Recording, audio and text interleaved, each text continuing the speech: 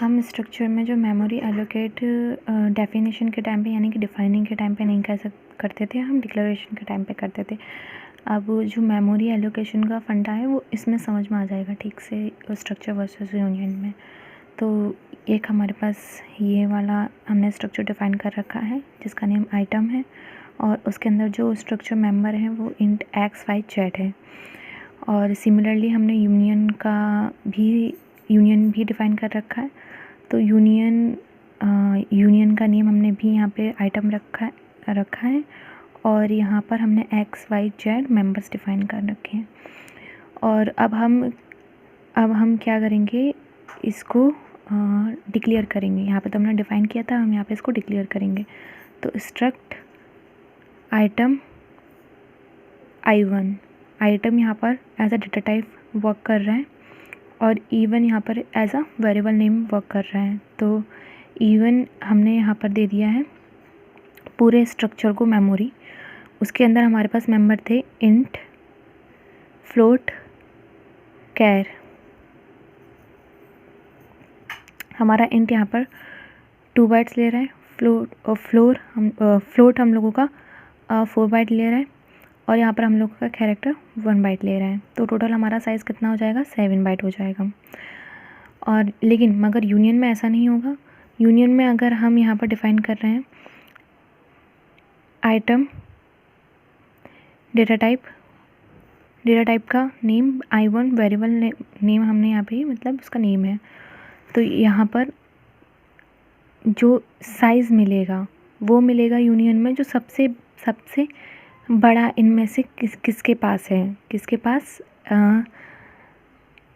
Address का size है, memory का साइज़ है। तो इंटीजर के पास 2 है, यहाँ पे फ्लोट के पास 4 है, यहाँ पे कैरेक्टर के पास 1 है। तो सबसे बड़ा तो फ्लोट के पास ही मेमोरी है, तो इसलिए यूनियन में सबसे बड़ा इसको मिलेगा साइज़ फ्लोट को। अब यहाँ पर हम मेमोरी एक्सेस कर सकते हैं पूरे स्ट्रक्चर की, लेकिन यहाँ पर हम एक ही वेरिएबल की एक्सेस कर पाएंगे। यहाँ पर हम यहाँ पर एक वेरिएबल को एक ही बार में ही सारे मेंबर को डिफ़ाइन कर देते हैं, लेकिन हम यहाँ पर फ्लोट में सारे मेंबर को एक ही बार में डिफ़ाइन नहीं कर पाएंगे। हम लोगों को यहाँ पर हर एक मेंबर को अलग अलग करके डिफ़ाइन करना पड़ेगा। अब हम समझते हैं ये सेल्फ रेफरेंशियल स्ट्रक्चर क्या होता है।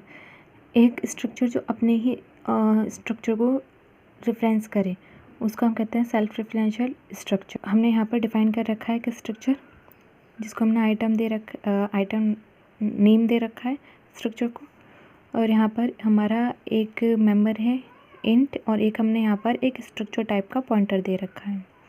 अभी के लिए हम समझ लेते हैं यहाँ पर पॉइंटर के बारे में, हम आगे भी समझेंगे। तो स्ट्रक्चर ये तो हमारा as a data type work करेगा, ये हमारा एज अ पॉइंटर वर्क करेगा और ये पॉइंटर का नेम वर्क करेगा। ये हम लोगों को कीवर्ड लगाना ज़रूरी है अगर हम लोगों को ये data type item data type structure का यूज़ करना है। तो यहाँ पर हमने डिक्लेयर कर रखा है आइटम I1 और item I2 variable name declare कर रखे हैं यहाँ पर हमने, और हमने इसको I1.p यानी कि सबसे पहले हम I1 के अंदर गए, I1 के P में गए डॉट यानी कि P में गए, और फिर हमने उसको एड्रेस दे रखा है I2 का। तो जो ये कोड है वो अगर हम उसका डायग्राम बनाए तो वो कैसा दिखेगा, ऐसा दिखेगा। I1 हमारे पास एक आइटम है, उसको हमने A और B मेंबर दे रखे हैं, ऐसे ही सिमिलरली यहाँ पर दे रखे हैं, क्योंकि हमने यहाँ पर I1.p यानी कि I1 में जाकर इसका I2 का एड्रेस दे रखा था, इसलिए ये I2 ये इस पूरे स्ट्रक्चर को रेफरेंस कर रहा है। P have the address of A of I1। हम यहाँ पर पॉइंटर तो डाल सकते हैं, लेकिन हम यहाँ पर एक नॉर्मल विदाउट पॉइंटर वाला एलिमेंट डिक्लेयर नहीं करते।